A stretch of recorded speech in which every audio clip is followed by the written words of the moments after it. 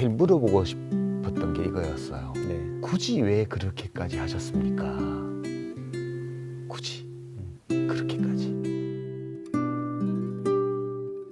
노무현 대통령과 인연, 나는 이때 뭐 처음 만났다든가.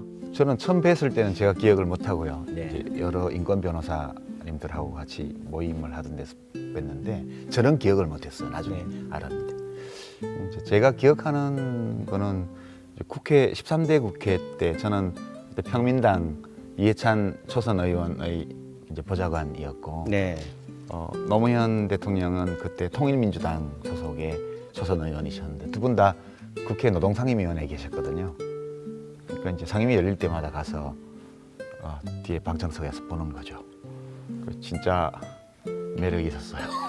예. 사나이로서 남자로서 매력이 있으셨나 봅니다. 뿐만 아니라 이렇게 그 정의감이랄까요? 예. 그런 것이 굉장히 강하고 그다음에 대놓고 뻔뻔하게 그 옳지 못한 일을 이렇게 옹호하는 주장하는 이런 상황이 되면 그 울분을 못 참는 게 느껴져요. 그래서 속에 진짜 불덩어리 같은 게 있는 분 같다 그런 느낌이 왔죠. 예.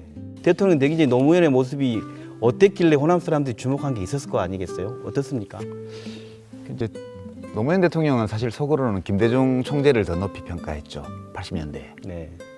근데 이제 거리의 투쟁 시대에서 제도권 안에서의 투쟁 활동으로 이제 역사의 무대가 바뀐다 이렇게 판단하고 국회로 가자 이렇게 됐는데 안타까운 일이지만 평민당 간판으로는 부산에서 당선을 바라는 게 불가능한 상황이어서 네. 예, 그래서 김영삼 총재가 스카우트 제안을 했고 그러면 아무도 그 무서워서 붙으려고 하는 사람이 없는 동구에 가서 허삼수 씨하고 붙겠다. 그때 부산 동구 예, 허삼수. 예, 오공화국의 빅3 중에 하나였잖아요. 네, 네, 그렇죠.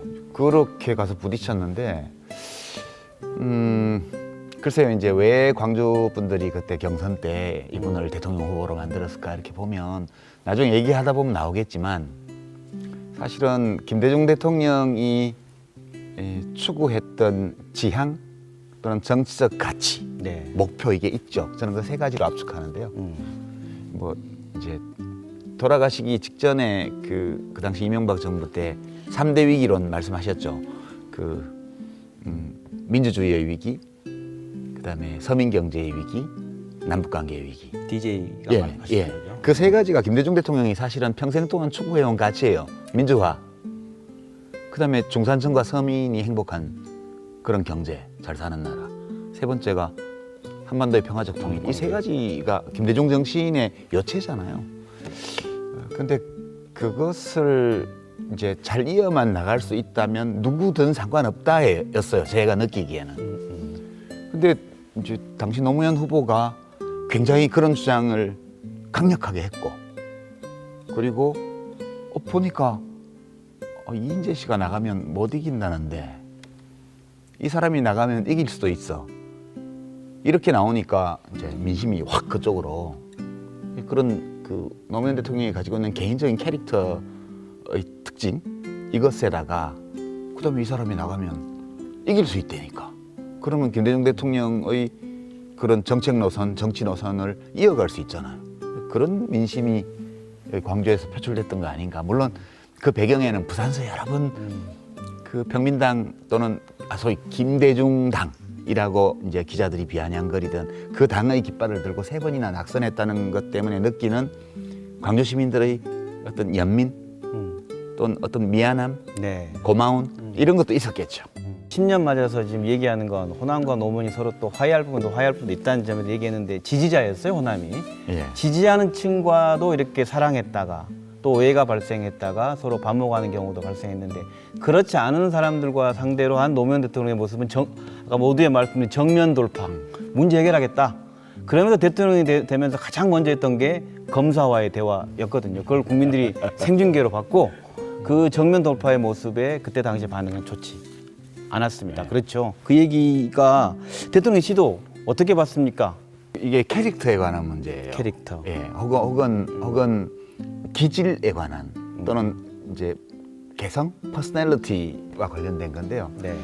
이 노무현 대통령 이전의 민주화 대통령은 김대중 대통령 한 분뿐이셨어요. 네. 물론 김영삼 대통령도 그런 요소가 있긴 했지만 저쪽 당으로 가셔서 하셨기 때문에 그게 좀 많이 가려질 수밖에 없고요. 최초로 민주적인 대통령으로 우리가 아는 분은 김대중 대통령 한 분밖에 안 계신 상태에서 노무현 대통령이 됐어요. 근데 이 두 분은 캐릭터가 정말 달라요. 인생을 임하는 태도가 달라요. 저희 김대중 대통령 어록 중에서 정치인들한테 그 서생의 문제의식과 상인의 현실 감각 두 개를 다 가지라고 늘 말씀을 하셨잖아요. 그렇죠. 그리고 국민들보다 한 발짝 혹은 반 발짝만 앞서가라고. 근데 그거는 김대중 대통령께서 당신의 정치적 생애에서 얻으신 결론이에요. 그 수십 년간 선거제도를 회복하기 위해서 목숨 걸고 싸운 분이고 요만큼만 삐끗해도 금방 당신 자신뿐만 아니라 수하에 있는 사람들의 정치 생명과 물리적인 생명까지도 위협받을 수 있는 조건에서 정치를 수십 년간 하셨잖아요. 이분은요 조심스러울 수밖에 없어요. 의도치 않았던 작은 오류 하나 때문에 목숨이 왔다 갔다 하는 인생을 사신 분이기 때문에 저는 그 맥락에서 이해를 해요. 옳은 말씀이시지만 모든 시대의 모든 정치인들이 저래야 되는 것은 아니다 그렇게 생각해요.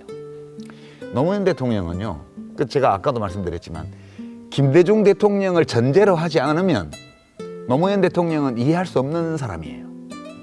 이 노무현 대통령은 로맨티스트예요, 기본적으로요. 로맨티스트. 예, 그러니까 그 격동, 격정, 질풍노도 이런 거 있잖아요.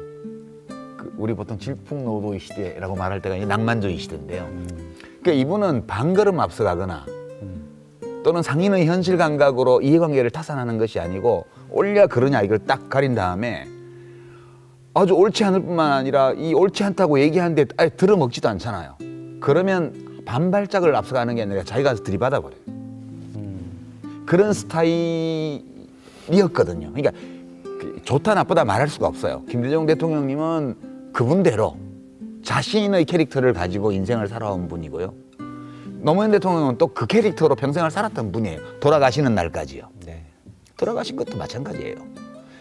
진짜 자기 색깔대로 돌아가신 거거든요. 떠날 때도. 그래? 꿇고 살아라 이거지. 빌고 살아라 이거지. 내가 의도하지 않고 내가 몰랐고 내가 의도하지 않았던 오류이지만 일단 내가 오류를 저질렀다는 것을 니들이 증명했으니 이제 무릎 꿇고 빌고 구걸하면서 살아라 이거지. 난 그렇게 안 살아. 예? 이명박 대통령 같은 분은 이런 캐릭터를 이해를 못해요. 세상에는 이런 유형의 사람도 있다는 거예요. 빌면 살려줄게 라고 말할 때 죽어버리는 사람이 있어요. 그러니까 노무현 대통령은 어린 시절부터 시작해서 이제 돌아가시는 날까지 보면 이 캐릭터로 사신 분이에요. 예, 검사와의 대화가 되었던 뭐가 되었던 다 거기서 예, 이런 캐릭터를 가진 노무현 대통령이 충돌하면서 벌어진 일들이에요. 언론과 불편했던 거요. 그 다음에 4대 권력기관 개혁을 하면서 뭐 국정원장 독대도 안 하시고 뭐 정보보고도 안 받으시고 이런 거 섞거든요. 다 이게 보면 그 김대중 대통령의 임기가 끝났을 때 남겨졌던 우리 사회의 여러 조건 이것과 노무현이라는 이 특이한 캐릭터를 가진 대통령이 예, 마찰하면서 빚어낸 사건들이에요. 바람 싹 불면 예, 김대중 대통령은 은은한 소리를 오랫동안 내는 그런 존재셨고요. 노무현 대통령은 아주 높고 강한 소리를 단절적으로 팍팍 내는 분이세요. 근데 시대의 바람이 불면 사람이 다 저마다 이 소리를 내죠. 그래서 저는 그런 것들은 굉장히 이 노무현 대통령의 특이한 캐릭터, 이분의 개성 이런 것들이 당대의 이 사회 현실과 마찰을 되면서 일어났던 일들이라고 봐요. 다 에피소드들이라고 저는 봐요. 그리고 그럼 미완으로 끝났고요. 성공 못했고요. 그런데 노무현 대통령이 퇴임한 이후에 기득권들은 근데 퇴임했으면 가만두면 될 건데 가만두지 않았어요. 왜 이렇게 각을 세우고 가만두지 않았는가에 대해 어떻게 보세요? 왜 그랬을까요? 진짜?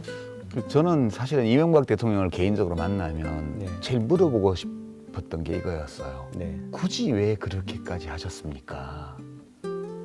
굳이 그렇게까지 그 뭐 청와대 그 자료 노무현 대통령이 자발적으로 법을 만들고 제도를 만들고 시스템을 만들어서 다 남겼던 그 자료 복사본 하나 회고록 쓰려고 가지고 있었다는 것만으로 그 괴롭히고, 그다음에 뭐 대통령 특수활동비 쓴 내역까지 다 뒤져가지고 비서관을 구속시키고, 이렇게까지